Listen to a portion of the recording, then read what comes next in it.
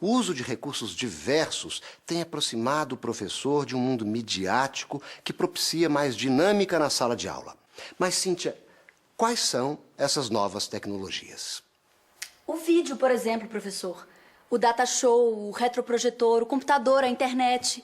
Agora nós vamos ouvir o que os especialistas, os professores e os gestores têm a dizer sobre essas ferramentas. Então eu já pergunto para eles qual a importância das novas tecnologias em sala de aula.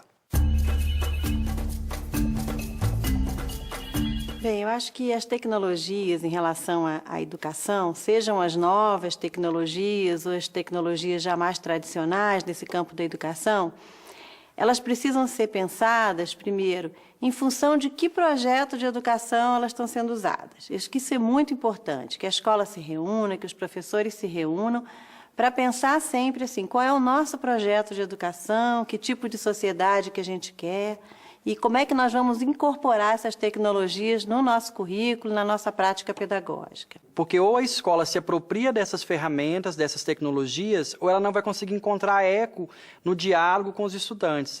A impressão que eu tenho e o medo da escola ficar no século XX, recebendo estudantes do século XXI. Então, Ela orienta as crianças e dá todo o suporte para as dúvidas em relação ao conteúdo e também à tecnologia.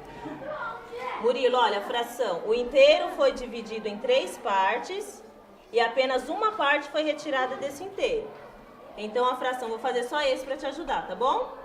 A parte da fração do inteiro que foi retirado uma parte, não foi isso? Então vai um em cima e o inteiro foi dividido. Meio insegura, né? Quando eu cheguei, o projeto estava sendo desenvolvido. Mas, muitas vezes, os alunos me explicavam algumas coisas, né? Eu tive a formação, mas, assim, as crianças pesquisam, mexem bastante e descobrem várias coisas no net que, às vezes, a gente nem trabalhou ainda e eles foram me mostrando. Já com alguns desses recursos, como ele mesmo sinaliza se a criança está avançando ou não, o próprio sistema pode estar colocando alguns desafios e o Não precisam andar juntos, compassados. Não temos que separar os alunos por idade. Os mais velhos podem ajudar os mais novos. Ele fundou a Khan Academy e espalhou pelo mundo todo as videoaulas de matemática e outras 8 matérias. A tradução para o português foi feita pela Fundação Lehman. E os vídeos chegaram a essa escola pública do bairro Capão Redondo, em São Paulo. É aqui que estuda a Ana Beatriz. Uma vez por semana, ela tem uma aula que é um pouco diferente. Eu vou pedir para vocês se organizarem em 3 grupos.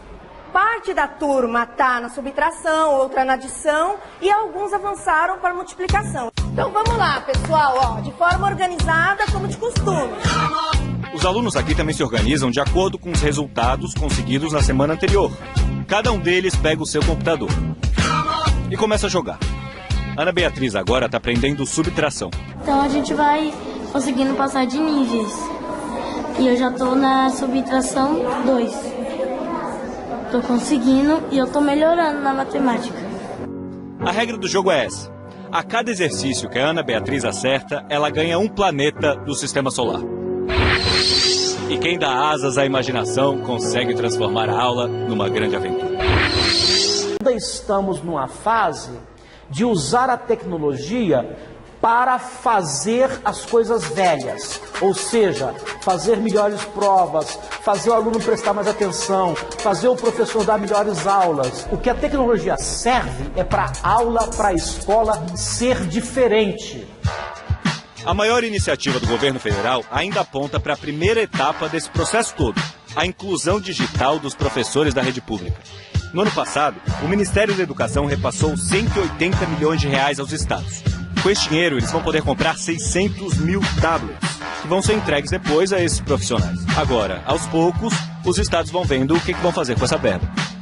Poucas experiências, mesmo em nível mundial, que tenham realmente uma mudança de paradigma da educação instalada nas suas escolas, que você possa medir o impacto da tecnologia. A importância da introdução da informática na escola não é para melhorar o rendimento escolar, é porque a informática faz parte do mundo.